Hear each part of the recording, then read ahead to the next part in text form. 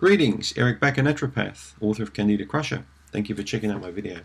Here's a question I got from a guy in the States. What is the difference between Candida albicans and Candida? Well, probably no difference, because most people, when they talk about Candida or yeast infection, they talk about the organism Candida albicans.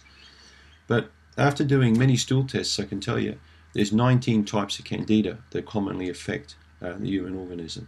Well, when I say commonly, some I only see maybe in one in every 400 or 500 stool tests. But the common ones I see would be these: Candida albicans, Candida krusei, Candida paralipsis, Candida glabrata, and Candida tropicalis. So they'd probably be the 5 I would commonly see. Occasionally we get rare ones like Candida lysophilia or Candida maltosa or rugosa. These are more rare strains of Candida. So they're picked up in the stool test every now and then.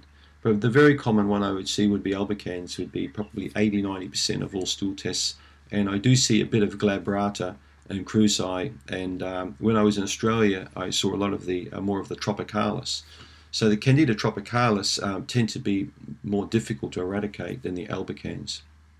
Albicans is the one that we commonly associate with gastrointestinal yeast infection issues.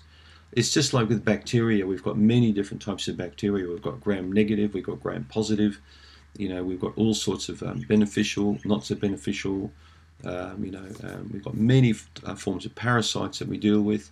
So just like with Candida, there's no one particular strain, but the treatment is basically the same. But for example, to get rid of tropicalis, they reckon is anywhere up to 20 times more difficult than to get rid of Candida albicans. Many patients I see with chronic yeast infections have got multiple Candida strains, and that becomes a little bit more difficult to eradicate. It's like having different kinds of criminals in an organization. Some of the criminals are pretty dumb and stupid, they get caught. Other criminals are very smart, and some of them are super intelligent. They can always have different disguises on. They evade capture constantly.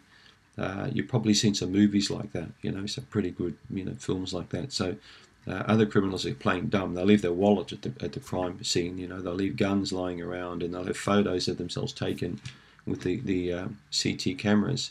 These are stupid criminals, and we've got some bacteria like that. And I find albicans quite stupid too. But the problem with the albicans is it can mutate and change and evade capture. Particularly when the person hasn't really been eating a good diet for a long time and been taking a lot of antibiotic drugs and commercial antifungal drugs. Candida is quite clever at evading capture. I may have told you in a previous video that Candida can release a particular poison called gliotoxin around itself that actually neutralizes the immune system around it. So it can be quite smart to do that. And when it dies, it releases all these glycoproteins into the circulation that attract the immune system to it rather than the Candida. It's a little bit like if you see some of these jets that fly and they've got a heat-sensing missile going straight up their tail, they can release these trailers or showers of sparks, and the missile will hit those and blow up instead of the aircraft. Candida will do a similar thing. Bacteria don't tend to think as clever as that, so Candida is a little bit a cut above a bacteria when it comes to intelligence, I think.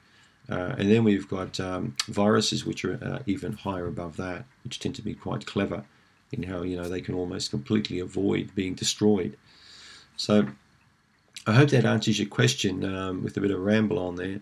But the difference between Candida and Candida albicans, they're probably the same. That's what the person's talking about.